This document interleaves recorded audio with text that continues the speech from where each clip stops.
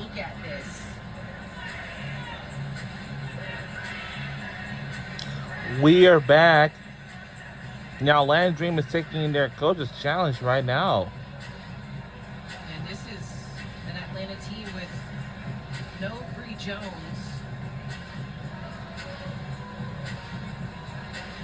And it appears that the officials have made their ruling as they talk things over. And here's Jenna Cross. After review, the foul on Natasha Howard, not on Angel Reese for an offensive foul. So the challenge has been ruled successful. Angel Reese will shoot 2 shots. Atlanta will not be charged a timeout. The game clock will also be set to the time of the foul at 48.2. So you heard it all there from Jenna Cross. They reviewed it from all angles and say that Howard, that contact was a foul, not the offensive foul on Angel Reese. So the imploring of Carl Semesco to challenge that works in Atlanta's favor. It's just 2 fouls on Reese, not 3, as they would have headed to the locker room. They add time back to the clock at point of foul, so it's 48.2. And Angel Reese at the free throw line for 2 free throws. And gets the first. Reese on the season, just a 67% free throw shooter. Continues to lead the W in rebounding, both in general and offensive glass. Just a fantastic rebounder. 42 seconds to play here in the first half. Miles comes back to Coffee. Atlanta wanted to travel. 10 on the shot clock. Miles back to Coffee for 3. That's off the mark. Howard fighting for the loose ball. Rebound too strong. Ryan Howard with the rebound for Atlanta. Miles almost the steal. Canada with a 5-on-4. Kick to the corner. Gray attacks. But a 4-second difference between shot and game clock. 8 seconds. We're under a minute to go in the second quarter. Final few seconds left. It won't matter at all. Yeah, I know basketball is a rough, physical sport. We all know that for sure. Here's the attack from Canada. That pass fake didn't do enough to alleviate Coffee still being able to contest that, but a little too much contact on the body. Canada at the free throw line.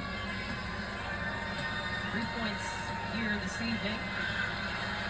That's the first, and the next major women's golf is near. The U.S. Women's Open, where the young are fearless, the proven are hungry, and for any one of them, the elusive pinnacle in the distance could be close at hand. The U.S. Women's Open begins June 4th live on USA. 4 seconds to play in the half. Caldwell, 1 second.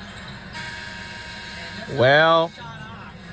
The first half will come to a close. Both teams go on extended 20-point runs.